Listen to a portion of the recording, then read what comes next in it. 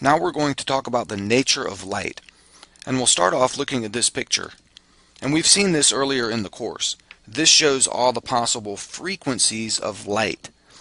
Light comes in a variety of different frequencies. Light, remember, is a wave. You can think of light as the electric field, or really the electromagnetic field, vibrating back and forth. And it can vibrate or oscillate at different frequencies. And different frequencies of light correspond to different colors. So red light, for example, is a different frequency light wave than orange or yellow or green or blue or purple.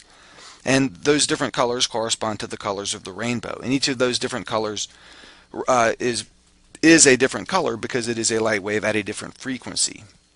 Now, only this narrow band of frequencies can be detected by our eyes.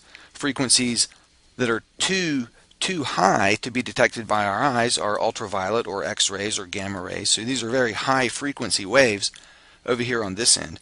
And down here, radio waves and microwaves are very low frequency waves. But this whole picture, all of these together are called the electromagnetic spectrum, and all of these things are light waves, or also referred to as electromagnetic waves. Now, lots of things, of course, emit light. The most obvious thing would be lights. You turn on the light and there's light coming out of it. A computer monitor also emits light. Light shines out of those little pixels and your eyes can detect them. But other things can emit light too. If you turn an electric stove on high, it gets hot enough to glow red. It's emitting light. And it turns out that just about anything can emit light.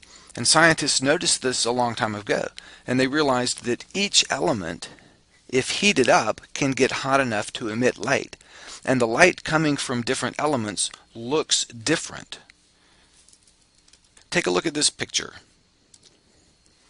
This shows the light coming from hydrogen gas that has been heated. If you get hydrogen gas hot enough to glow, you get light that looks like this. And I'll tell you what this diagram means. This is showing just a portion of the spectrum. So this is showing the visible light, and we've got the lower frequencies on the right in this picture, and the higher frequencies, the blue, over toward the left end.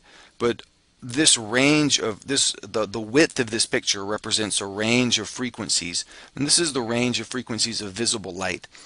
But if you heat hydrogen gas up, you don't get all of those different frequencies. You only get these four.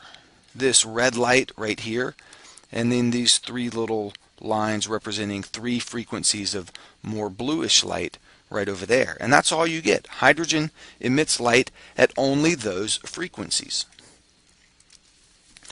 Here's another picture, and the frequency is related to the wavelength, and this just shows the numbers as well. You don't have to know those numbers, but the point here is here are two other elements. This shows helium and neon, and on the top of the picture is the light emitted by helium. If you heat helium gas up enough, you get light in certain frequencies, and only those frequencies.